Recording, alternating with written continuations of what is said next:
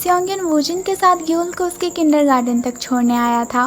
उसे ग्योल की टीचर से कुछ बात करनी थी, तो वो वूजिन से कहता है कि क्या वो थोड़ी देर तक वेट करेगा। तो वूजिन मान जाता है कि बिल्कुल, तुम अपना पूरा टाइम लेकर बात कर सकते हो। तो स्योंगयन जाते जाते वूजिन को थैंक्स करता है और वो बोलते टाइम थोड़ा खांस भी रहा था, जिसे वूजिन नोटिस कर लेता है। फिर किंडरगार्टन के अंदर ग्योल स्योंगयन को उसके क्लासरूम का रास्ता बता रहा था। उस स्कूल में बहुत बड़ी बड़ी बिल्डिंग्स और कॉरिडोर्स थे, पर बच्चे एक भी नहीं दिख रहे थे। तो स्योंगयन पूछता है कि सभी बच्चे कहाँ हैं, क्या उन्हें यहाँ ग्राउंड में नहीं खेलना चाहिए। ग्योल बताता है कि वो लोग अपने क्लास के लिए रेडी हो रहे होंगे। स्योंगयन को हैरानी होती है कि क्या सच में तुम लोग एक किंडरगार्टन के बच्चे हो, क्या तुम लोग इस एज में इधर उधर दौड़ना या खेलना नहीं चाहते। लेकिन ग्योल खेलने से ज़्यादा पढ़ाई को इम्पोर्टेंस देता है। तो स्योंगयन फिर हार मान लेता है कि ठीक है ग्योल, मेक श्योर कि तुम अपनी टीचर की सारी बातें सुनना और दूसरे बच्चों के साथ अच्छे से बातें करना। और तभी ग्योल उसकी बातें काटता हुआ कहता है कि आप चिंता मत कीजिए, आप जाइए और जाकर आराम कीजिए। फिर वो जैसे ही गेट ओपन करता है तो सामने से उसकी टीचर आती है और उसे क्लास में जाने बोलती है। ग्योल भी टीचर को ग्रीट करके क्लास के अंदर चला जाता है। ग्योल के जाने के बाद उसकी टीचर स्योंगयन की तरफ देखती है, तो स्योंगयन उसे खुद को इंट्रोड्यूस कराता है कि वो ग्योल का फादर है और उसे अपने बेटे के बारे में कुछ बात करनी है। वो टीचर पहले स्योंगयन को मॉर्निंग ग्रीट करती है, जो उसने शुरू में नहीं की थी, और फिर वो उससे पूछती है कि आप क्या कहना चाहते हैं। स्योंगयन को लगा था कि बाकी किंडरगार्टन्स की तरह इस किंडरगार्टन में भी स्कूल बसेस चलती होंगी जो बच्चे को घर तक छोड़ने आती हैं, इसलिए वो अपना न्यू एड्रेस देने आया था, जो कि ऑफ कोर्स वूजिन के घर का था। कि मुझे नहीं पता कि मैं ये किसे रिपोर्ट करूं, पर हम हाल ही में यहाँ शिफ्ट हुए हैं और ये मेरे घर का पता है।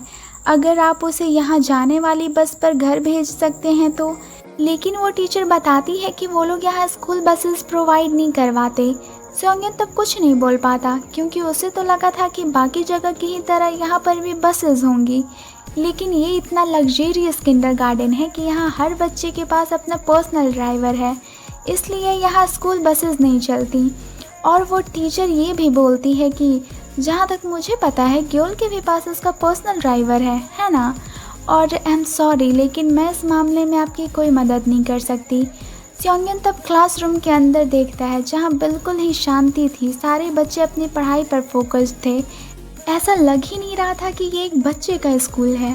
स्योंगयन ये सब देखकर टीचर के सामने तो कोई रिएक्ट नहीं करता, बस उसे बो करके, मतलब रिस्पेक्ट दिखाकर कि ठीक है, थैंक यू, और आप उन्हें अच्छे से पढ़ाइएगा, ये बोलकर जाने लगता है।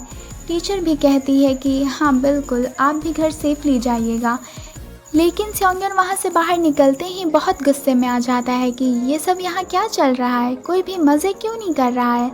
ये सब स्योंगयन के अंदर का टीचर बोल रहा था, जिसे बच्चों के साथ हो रहे इस अत्याचार पे बहुत गुस्सा आ रहा था कि ये बच्चे बिना रुके बस पढ़ाई किए जा रहे हैं, उन्हें एक साथ हंसना, घूमना और खेलना चाहिए। स्योंगयन को अपनी बहन पर भी बहुत गुस्सा आ रहा था कि अगर हम सभी परफेक्ट बच्चों को भी एक साथ रखेंगे फिर भी वो बच्चे की तरह ही एक्ट करेंगे। लेकिन इन बच्चों का बिहेवियर एडल्ट से बिल्कुल अलग नहीं है, तुमने इन बेचारे बच्चों के साथ ऐसा क्यों किया। और रियलिटी में भी जब स्योंगयन ने बच्चों के बारे में पूछा था तब भी वो कुछ भी नहीं बोल पाई थी कि उसने ये क्यों लिखा।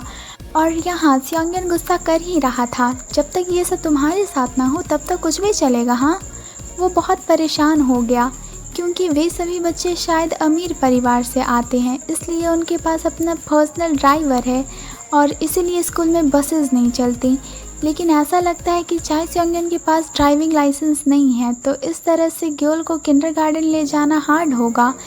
स्योंगयन सैड होकर यही सब सोचते सोचते वूजिन की कार तक जा रहा था कि ऐसी सिचुएशन में सिर्फ ग्योल की देखभाल करने के लिए डिटरमाइन होना ही काफ़ी नहीं होगा, मुझे कुछ और भी सोचना होगा।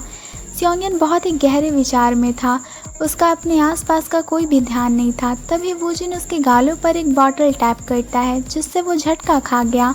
उसे इतना परेशान देखकर वूजिन पूछता है, क्या कुछ हुआ है स्योंगयन। स्योंगयन कहता है कि नहीं, कुछ भी नहीं।